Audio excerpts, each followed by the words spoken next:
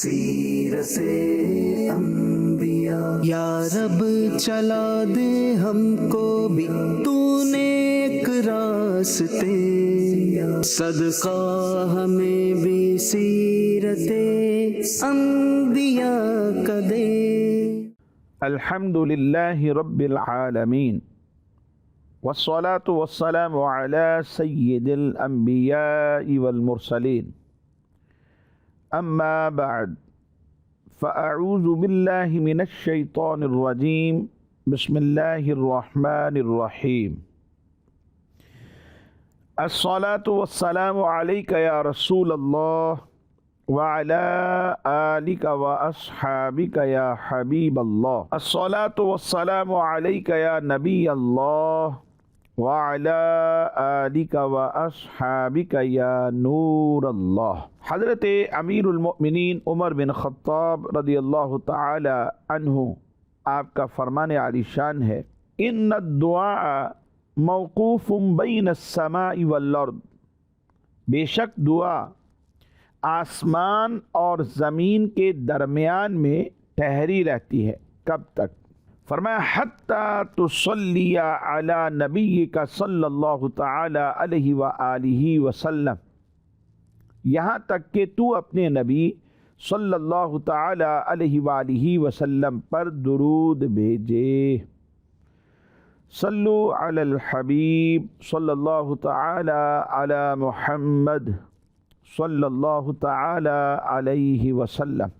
پیارے پیارے اسلامی بھائیوں اور مدنی چینل کے ناظرین، ہم آج پھر اپنے پروگرام سیرت انبیاء علیہم الصلاۃ والسلام میں آپ کو خوش آمدید کہتے ہیں۔ حصول ثواب کی خاطر بیان سننے سے پہلے اچھی نیتیں بھی فرما لیجئے کہ فرمان مصطفیٰ صلی اللہ تعالی علیہ وآلہ وسلم ہے، نیت المؤمن خیر من عملہ، مومن کی نیت اس کے عمل سے بہتر ہے۔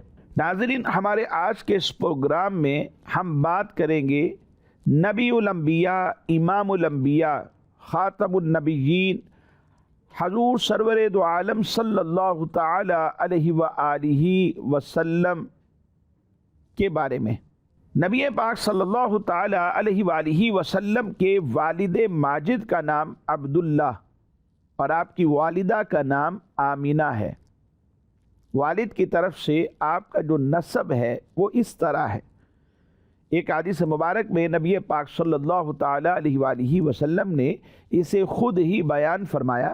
انا محمد بن عبد اللہ بن عبد المطلب بن ہاشم بن عبد مناف ابن قصی بن کلاب بن مرہ بن کعب بن لؤی بن غالب بن فہر بن مالک بن نضر بن کنانہ بن خزیمہ بن مدرکہ بن الیاس بن مدر بن نزار، اور اسی طرح 5 جگہوں پر اس کے آگے جو اضافہ ہے بن معد بن عدنان۔ والدہ کی طرف سے آپ کا جو نسب ہے وہ اس طرح ہے، محمد بن آمینہ بنت وہب بنت عبد مناف بن زہرہ بن کلاب بن مرہ۔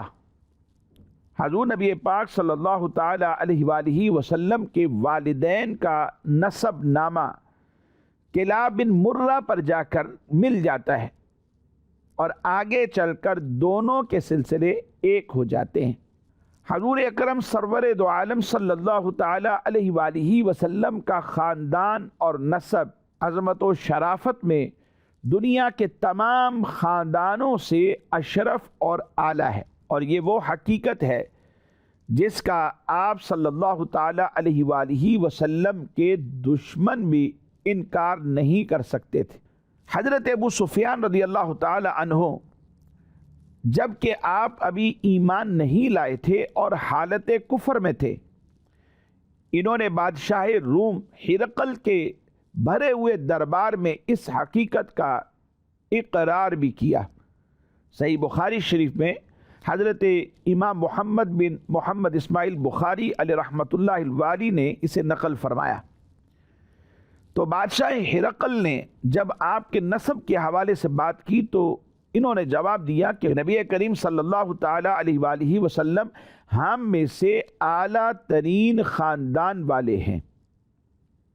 حالانکہ اس وقت حضرت ابو سفیان رضی اللہ تعالیٰ عنہ ایمان نہیں لائے تھے، حضور کے دشمن کہلاتے تھے اور چاہتے تھے کہ اگر ذرا بھی کوئی گنجائش ملے تو نبی پاک صلی اللہ تعالیٰ علیہ وآلہ وسلم کی ذات پاک پر کوئی عیب لگا کر بادشاہ روم کی نظروں سے آپ کا وقار کم کر دیں۔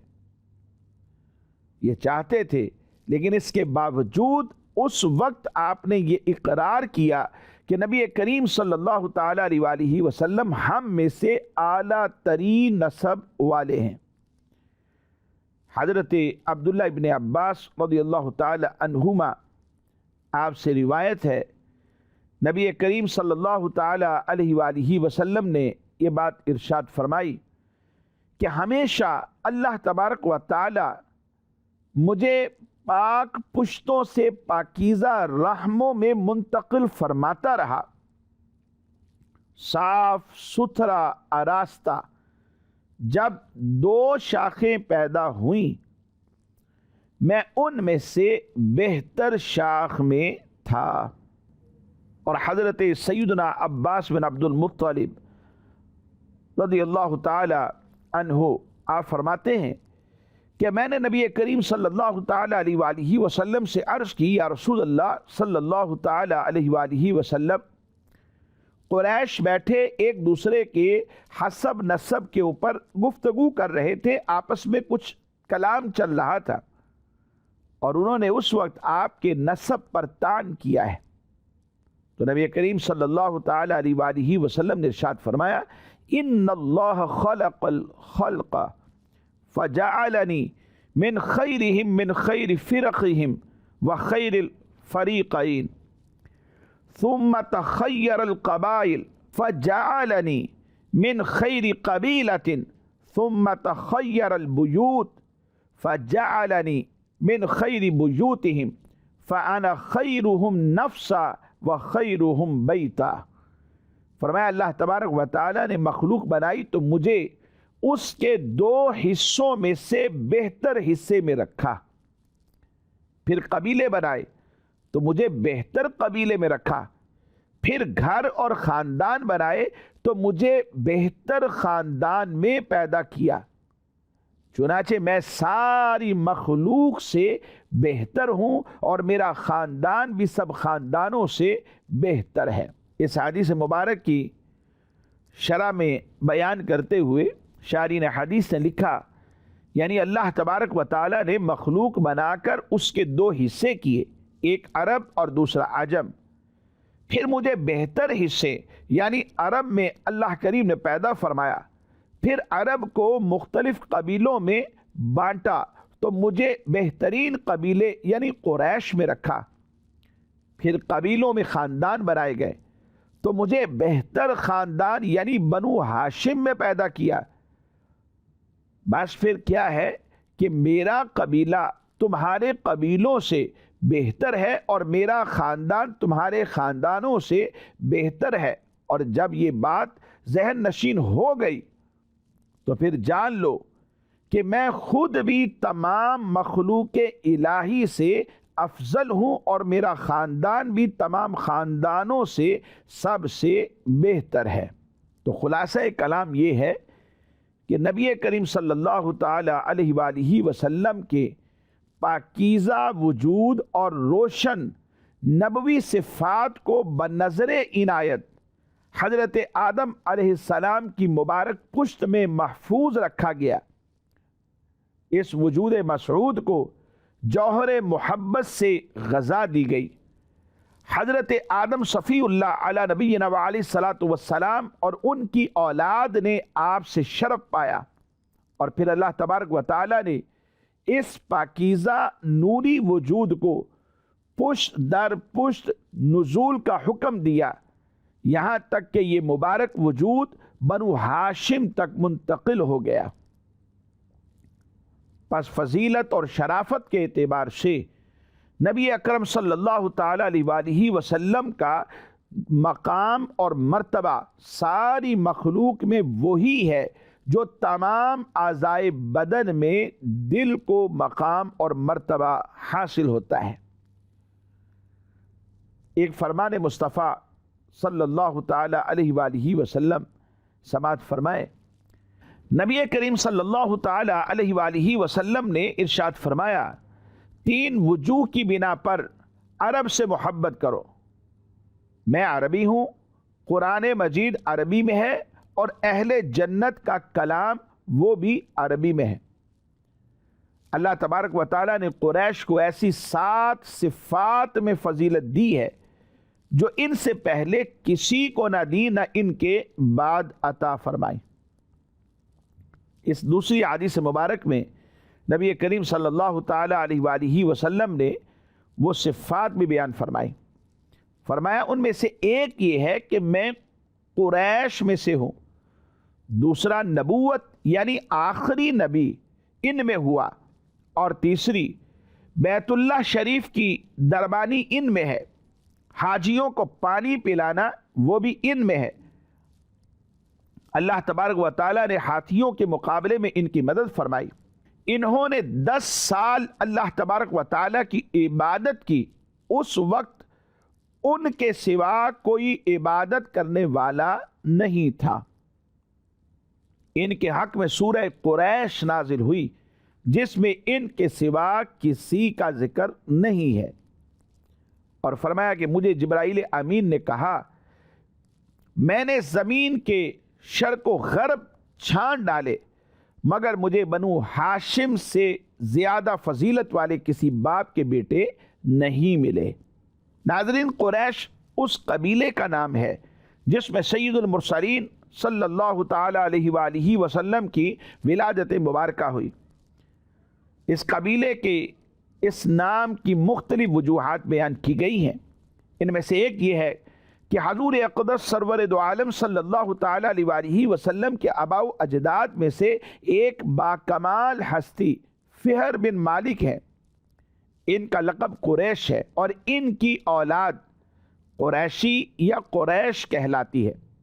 فہر بن مالک قریش ان کو اس لیے کہا جاتا ہے، یا یہ قریش کے نام سے اس لیے کہلاتے ہیں کہ قریش ایک سمندری جانور کا نام ہے جو بہت زیادہ طاقتور ہوتا ہے اور وہ سمندری جانوروں کو کھا ڈالتا ہے۔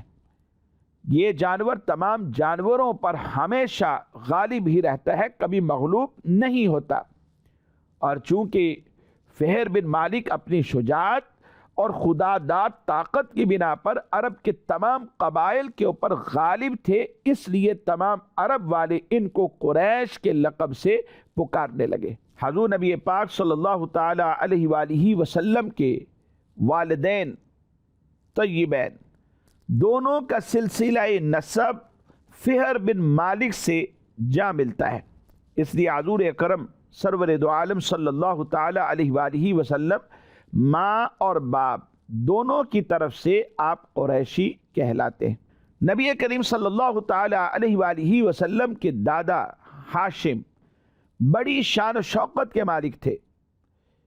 ان کا اصلی نام عمر تھا۔ انتہائی بہادر، بے حد سخی اور اعلیٰ درجے کے مہمان نواز تھے۔ ایک سال ایسا ہوا کہ عرب میں بہت سخت قحط پڑ گیا اور لوگ دانے دانے کے محتاج ہو گئے۔ تو کیا ہوا کہ نبی کریم صلی اللہ تعالی علیہ وآلہ وسلم کے دادا ہاشم ملک شام سے خشک روٹیاں خرید کر حج کے دنوں میں مکہ پہنچے اور روٹیوں کا چورا کر کے اونٹ کے گوشت کے شوربے میں سرید بنا کر تمام حاجیوں کو خوب پیٹ بھر کر کھلایا۔ اس دن سے لوگ ان کو ہاشم یعنی روٹیوں کا چورا کرنے والا یہ کہنے لگے۔ حضور نبی پاک صلی اللہ تعالی علیہ وآلہ وسلم کے دادا عبد المطلب یہ بڑے ہی نیک نفس اور عابد و زاہد تھے۔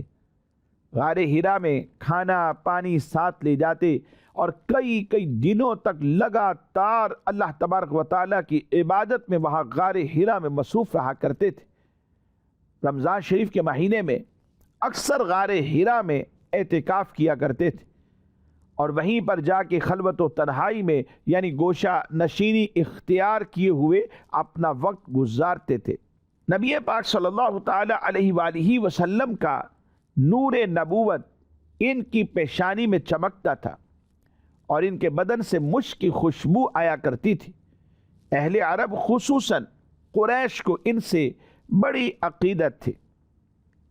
مکہ والوں پر جب کوئی بھی مصیبت آتی یا قحط پڑ جاتا تو لوگ عبد المطلب کو ساتھ لے کر پہاڑ پر چڑھ جاتے اور بارگاہ خداوندی میں ان کا وسیلہ بنا کر اللہ تبارک و تعالیٰ کی بارگاہ میں دعا کیا کرتے تھے، تو ان کی دعا جو حضرت عبد المطلب کو وسیلہ بنا کر کی جاتی تھی وہ قبول ہو جاتی تھی۔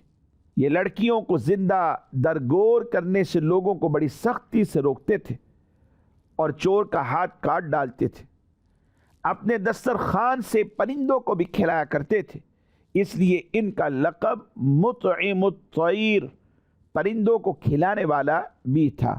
شراب اور بدکاری کو آپ حرام جانتے تھے اور عقیدہ کے لحاظ سے آپ موحد تھے۔ زمزم کا کنواں جو مکمل طور پر بند ہو گیا تھا، آپ ہی نے اسے دوبارہ کھدوا کر ٹھیک کروایا اور لوگوں کو آب زمزم سے سیراب کیا۔ آپ بھی کعبہ کے متولی اور سجادہ نشین ہوئے۔ اصحاب فیل کا واقعہ آپ ہی کے وقت میں پیش آیا۔ 120 برس کی عمر میں آپ نے وصال فرمایا۔ مدنی چینل کے ناظرین، یمن اور حبشہ کے بادشاہ ابرہہ نے جب حج کے موسم میں لوگوں کو بیت اللہ کا حج کرنے کی تیاری کرتے ہوئے دیکھا تو اس نے اس غرض سے صنعاء میں ایک کنیسہ یعنی عبادت خانہ بنایا کہ حج کرنے والے مکہ مکرمہ جانے کی بجائے یہیں پر آئیں اور اسی کنیسہ کا طواف کریں۔ عرب کے لوگوں کو یہ بات بہت ناگوار گزری اور قبیلہ بنی کنانہ کے ایک شخص نے موقع پا کر اس کنیسہ میں قضائے حاجت کی، اس کو نجاست سے آلودہ کر دیا۔ جب ابرہہ کو یہ بات پتہ چلی تو اسے بہت تحش آیا، غصے میں لال پیلا ہو گیا۔ اس نے قسم کھائی کہ وہ کعبہ معظمہ کو اب گرا کے رہے گا۔ چنانچہ پھر وہ اس ارادے سے اپنا لشکر لے کر نکلا۔ اس لشکر میں بہت سارے ہاتھی تھے اور ان کا پیشرو ایک بڑے جسم والا کوہ پیکر ہاتھی تھا جس کا نام محمود رکھا ہوا تھا۔ ابرہہ جب مکہ مکرمہ کے قریب پہنچا تو اس نے اہل مکہ کے جانور قید کر لیے اور ان میں حضرت عبد المطلب کے 200 اونٹ بھی تھے جو قید کیے گئے تھے۔ عبد المطلب ابرہہ کے پاس آئے تو اس نے ان کی تعظیم کی اور اپنے پاس بٹھا کر پوچھا کہ آپ کس مقصد سے یہاں آئے ہیں اور آپ کا کیا مطالبہ ہے؟ اس پر آپ نے فرمایا کہ میرا مطالبہ یہ ہے کہ میرے اونٹ مجھے واپس کر دیے جائیں۔ ابرہہ کہنے لگا، مجھے آپ کی بات سن کر بہت تعجب ہوا ہے کہ میں اس خانہ کعبہ کو ڈھانے کے لیے یہاں آیا ہوں جو آپ کا اور آپ کے باپ دادا کا ایک معظم اور محترم مقام ہے، آپ اس کے لیے تو کچھ نہیں کہتے، اپنی اونٹوں کی واپسی کا مطالبہ مجھ سے کر رہے ہیں۔ تو آپ نے اس کے جواب میں فرمایا کہ میں اونٹوں ہی کا مالک ہوں، یہ اونٹ میرے ہیں، اس لیے انہی کے بارے میں کہنے کے لیے آیا ہوں، اور کعبہ معظمہ کا جو مالک ہے وہ خود اس کی حفاظت فرمائے گا۔ یہ سن کر ابرہہ نے آپ کے اونٹ واپس کر دیے۔ حضرت عبد المطلب نے واپس آ کر قریش کو تمام صورتحال سے آگاہ کیا اور انہیں مشورہ دیا کہ وہ پہاڑ کی گھاٹیوں اور چوٹیوں میں پناہ لے لیں۔ چنانچہ قریش نے ایسا ہی کیا اور حضرت عبد المطلب نے کعبہ کے دروازے پر پہنچ کر اللہ تبارک و تعالیٰ کی بارگاہ میں کعبہ کی حفاظت کی دعا کی، اور دعا سے فارغ ہو کر آپ بھی اپنی قوم کی طرف چلے گئے جنہوں نے پہاڑوں پر پناہ لے رکھی تھی۔ ابرہہ نے صبح ہی صبح اپنے لشکر کو تیاری کا حکم دیا، تو اس وقت محمود نامی جو ہاتھی تھا اس کی حالت یہ تھی کہ جب اسے کسی اور طرف چلایا جاتا تو چل پڑتا، لیکن جب کعبہ کی طرف اس کا رخ کیا جاتا تو پھر بیٹھ جاتا، یعنی کعبہ معظمہ کی طرف نہ چلتا، کسی اور طرف چلایا جاتا تو چل پڑتا۔ اللہ تبارک و تعالیٰ نے ابرہا کے لشکر پر سمندر کی جانب سے پرندوں کی فوجیں بھیجیں، اور ان میں سے ہر پرندے کے پاس 3 کینکریاں تھیں، 2 کینکریاں دونوں پاؤں میں اور 1 چونچ میں۔ وہ پرندے آئے اور کینکر کے پتھروں سے انہیں مارنے لگے۔ آپ ذرا سوچیں کتنی بڑی بڑی کینکریاں ہوں گی، بالکل چھوٹی چھوٹی کینکریاں ہوں گی۔ وہ کینکریاں جس شخص پر وہ پرندہ چھوڑتا یا گراتا تو وہ سنگریزہ، وہ پتھر اس کے خود کو، جو لوہے کا ایک خود اپنے سر پہ پہنا ہوا ہوتا ہے سپاہی نے، اس خود کو توڑ کر سر سے نکلتا ہوا جسم کو چیر کر ہاتھی میں سے گزرتا ہوا زمین پر پہنچ جاتا۔ اللہ اکبر۔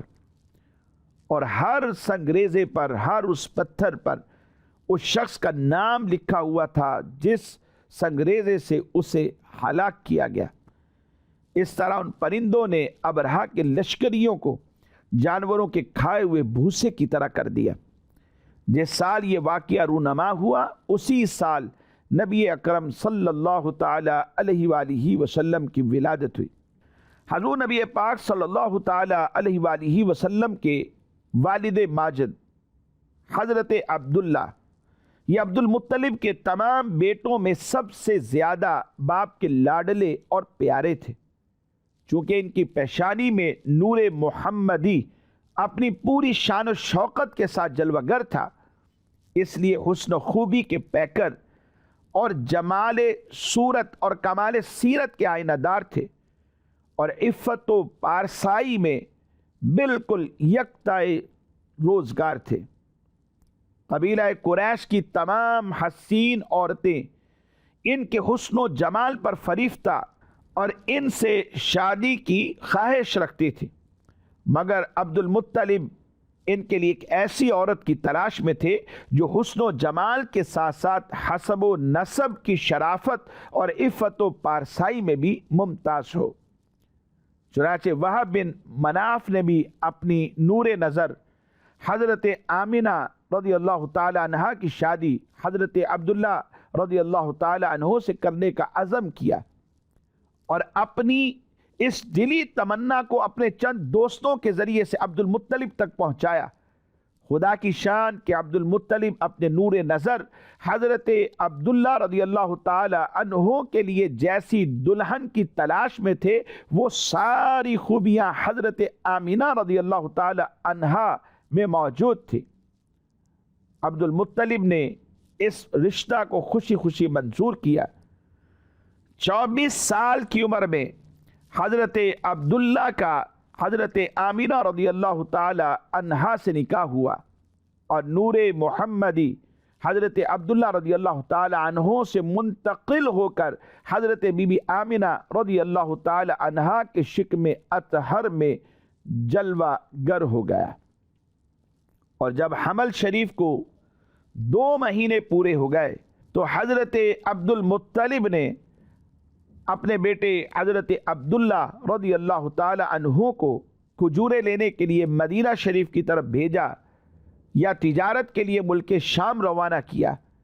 وہاں سے واپس لوٹتے ہوئے مدینہ میں اپنے والد کے نہال بنو عدی بن نجار میں 1 ماہ بیمار رہ کر 25 برس کی عمر میں آپ وفات پا گئے، اور وہیں پر آپ مدفون بھی ہوئے۔ مدنی چینل کے ناظرین، ہمارے آج کے اس پروگرام کا وقت اختتام کو پہنچا۔ اگلے پروگرام میں بھی ہم اسی موضوع کو جاری رکھیں گے انشاءاللہ الکریم۔ اللہ تعالیٰ سے دعا کرتے ہیں اللہ کریم رمضان المبارک کی ان پر نور ساعتوں کو ہمارے لیے بے حساب بخشش کا سبب بنائے۔ آمین بجاہ النبی الامین صلی اللہ تعالی علیہ وآلہ واصحابہ وبارک وسلم۔ سیرت انبیاء یا رب چلا دے ہم کو بھی تو نیک راستے صدقہ ہمیں بھی سیرت انبیاء کا دے